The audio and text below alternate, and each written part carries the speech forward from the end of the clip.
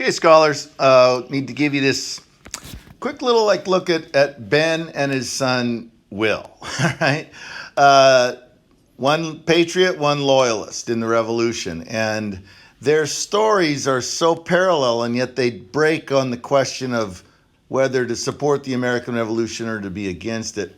And I think that they act as a model, of what we need to understand is what leads to this revolution, especially the adoption of the plot theory and things like that. So we got your Ben and your William here. It's one of those weird stories, 18th century Ben Franklin here. William is born out of wedlock to one of these low women. You know, in the autobiography, Ben talks about hanging out with low women. And then when he marries, or common law marries, sort of falls in with Deborah Reed, and they form a little cottage industry of a printer shop and stuff there in Philadelphia. William is brought along to be raised by Deborah. Okay. And in the middle of the 1740s, William serves in King George's War in the Albany area. Okay, so they out there. And then one of the things that happens is that they both become then land speculators. Okay, and so William is out there doing what in some ways George Washington was doing for his older brother. Remember, you send somebody west, and out in the west they'll give you the information, do the surveying and that sort of stuff to make this eventual money on western land. So let's see. Let's go down here. The electricity thing is sort of fun. Ben and Will did this together. Will was the assistant.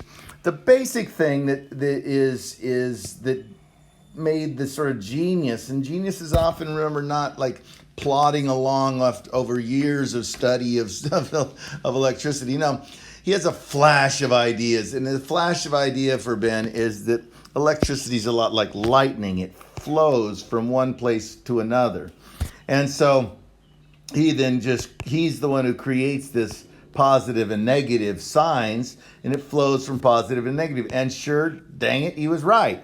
And so he immediately applies this to the lightning rod, and then people's houses all over Europe are being saved from fires because of this American's genius. And so a lot of fame and a lot of everything else that happens to Ben is tied up to this electricity development of this lightning rod, okay?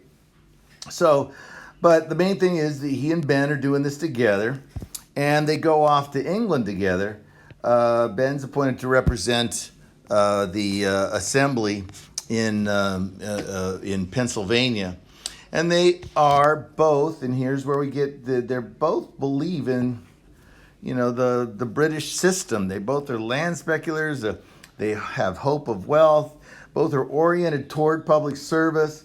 Both really do believe that. England is the best thing for America, that the British Empire is a thing of beauty, and it will work to everyone's benefit.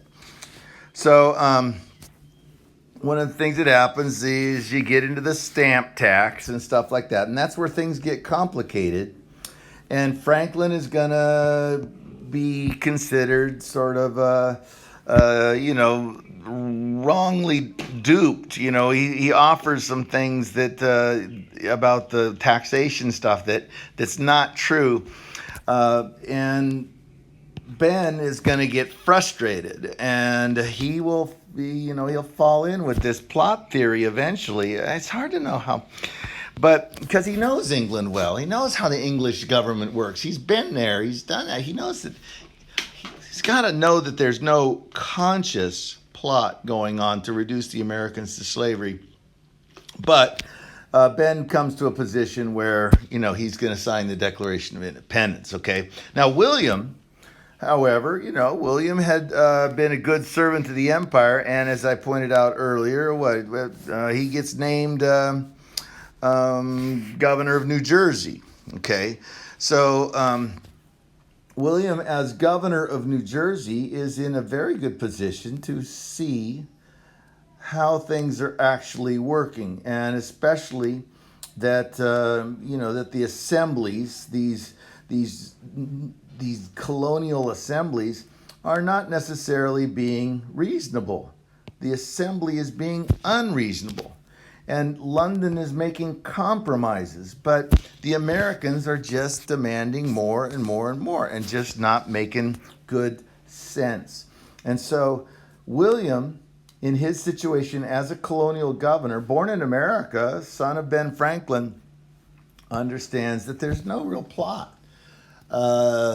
There's problems, and certainly New Jersey's government, is having issues and stuff like that, but he does not see the assembly, the governmental body of representing the people in the colonies, as really representing the best interests of everybody.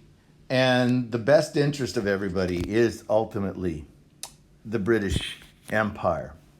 So William is a loyalist, goes back to England, and Ben is a patriot. And it's hard not to think that William, at least hard for me, it's hard not to be on William's side on this issue.